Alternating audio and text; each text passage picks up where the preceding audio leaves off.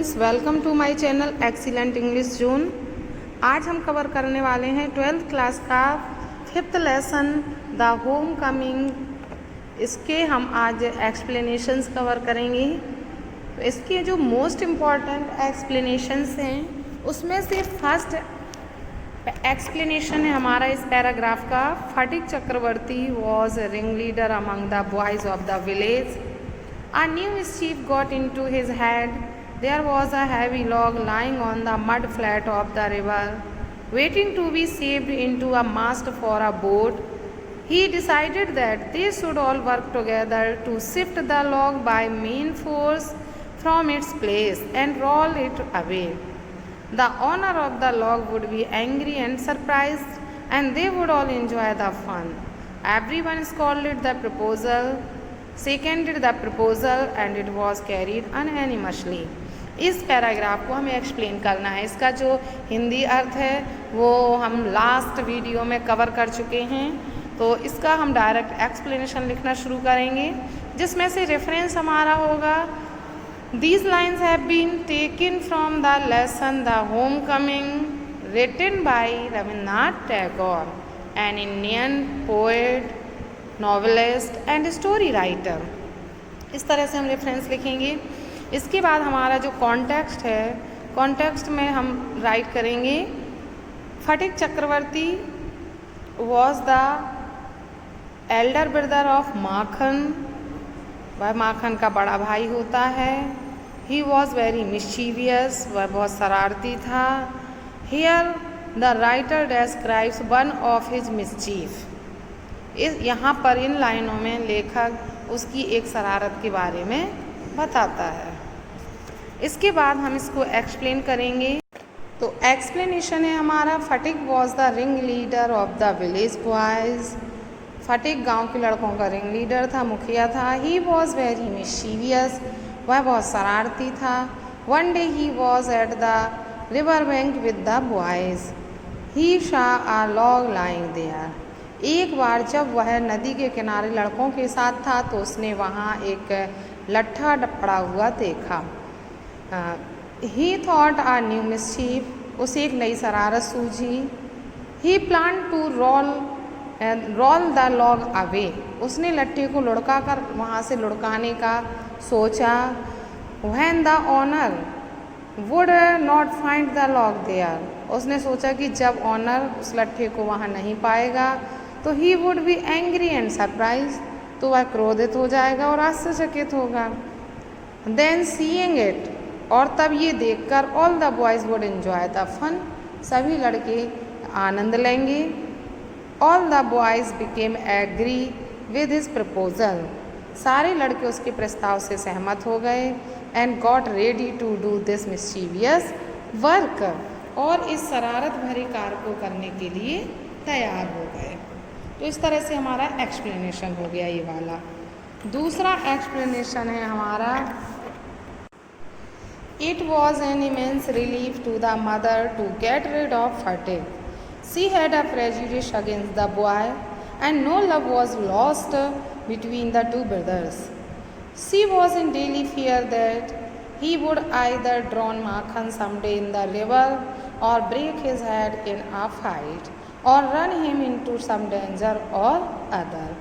At the same time, she was somewhat distressed to see Fatik's extreme eagerness to get away. तो इस तरह से हमें इसका पैराग्राफ का एक्सप्लेन करना है। तो सबसे पहले हम इसको कॉन्टेक्स्ट लिखेंगे, रेफरेंस तो हमारा सेम हो जाएगा। इसका हमारा जो कॉन्टेक्स्ट है वह होगा in these lines the writer tells us the feelings of Phatik's mother when Phatik agreed to his uncle's proposal to go Calcutta. इन पंक्तियों में लेखक फटिक की माँ की भावनाओं को हमें बताता है जब फटिक कलकत्ता जाने के लिए अपने अंकल के प्रस्ताव से सहमत हो गया था। एक्सप्लेनेशन में लिखेंगे, हम एक्सप्लेन करेंगे तो लिखेंगे द राइटर सेज दैट, लेखक कहता है कि when Phatik agreed to go to Calcutta with his uncle, जब फटिक अपने अंकल के साथ कैलकाटा जाने के लिए सहमत हो गया तो his mother felt a great relief, उसकी माँ ने अत्यधिक सुकून महसूस किया। सी थॉट दैट, वो सोचती थी कि Phatik was very lazy and mischievous, Phatik बहुत आलसी और शरारती है। He teased Makhan very much, वह माखन को भी बहुत अधिक तंग करता था। There was no love left between the two brothers, दोनों भाइयों के बीच कोई प्रेम नहीं रह गया था।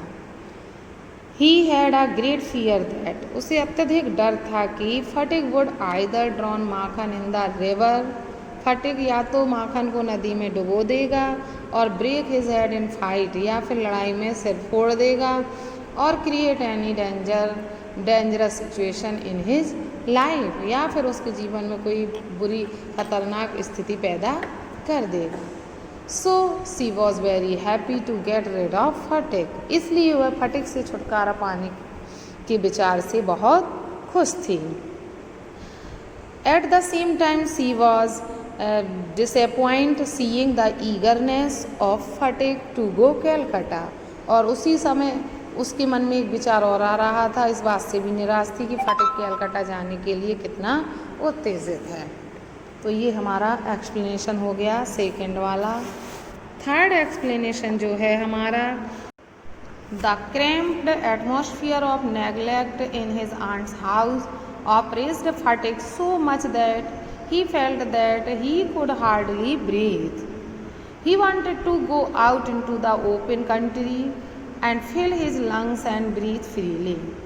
But there was no open country to go to. Surrounded on all sides by Calcutta houses and a wall, he would dream night after night of his village home and long to be back there.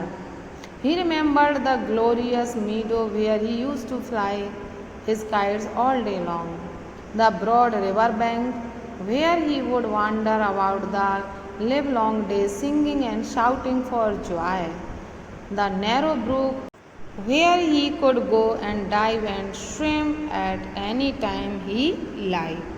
तो इसे हमें explain करना है, जिसका हमारा context है, These lines show Fatik's pitiable condition at his uncle's home. ये line फटिक की अपने मामा के घर में कंडीशन को दर्शाती हैं।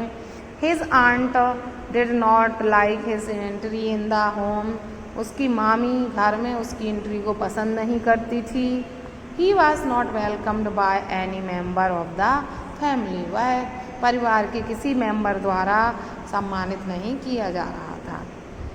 एक्सप्लेनेशन में लिखेंगे हम, in these lines the author reveals that the cramped atmosphere of neglect in his aunt's house oppressed Phatik so much that he felt that he could hardly breathe. लेखक कहता है कि जो उसकी मामी के घर का जो क्रैम्प्ड वातावरण था, बिल्कुल तंग वातावरण था, जिससे कोई बातचीत भी नहीं करता था, इससे फटिक इतना अधिक परेशान हो गया था कि वह महसूस करता था जैसे कि वह घुटन महसूस कर रहा हो, सांस न ले पा रहा हो। He wanted to go out into the open country, वह खुले मैदान में जाना चाहता था, and all his lungs and breathe freely, और खुली हवा में सांस लेना चाहता था। But there was no open country to go to, लेकिन वहाँ जाने के लिए कोई भी खुला मैदान नहीं था। The place was surrounded by houses, walls and streets, पूरा मैदान गलियों से, घरों से, दीवारों से घिरा था। He would dream night after night of his village home, वह रात भर अपने गांव के घर के स्वप्न देखता था। And long to be back there, और वहाँ वापस जाने की इच्छा करता था।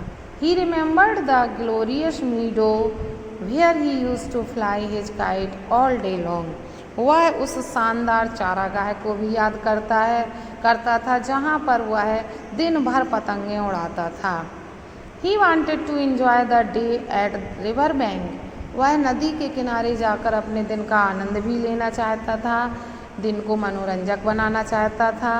His condition was very miserable at his uncle's home in Calcutta, और उसके अंकल के घर में कैलकाटा में उसकी जो कंडीशन थी बहुत ही दयनीय थी। इस तरह से ये हमारा एक्सप्लेनेशन हो गया। तो मैंने यहाँ पर 3 इम्पॉर्टेंट एक्सप्लेनेशंस कवर किए हैं। तो आई होप आपको समझ में आए होंगे। वीडियो अच्छा लगा हो तो वीडियो को लाइक करें, ये एक्सप्लेनेशंस अपने नोट में राइट करें और अपने सिलेबस को कंप्लीट करें। और अगर आप सिलेबस को अपना सिस्टमेटिक तरीके से कंप्लीट करना चाहते हैं तो मेरी चैनल पर जुड़े रहें। मेरी चैनल पर आपका पूरा 9 to 12 सिलेबस कंप्लीट है, तो आप भी कंप्लीट करें और एंजॉय करें।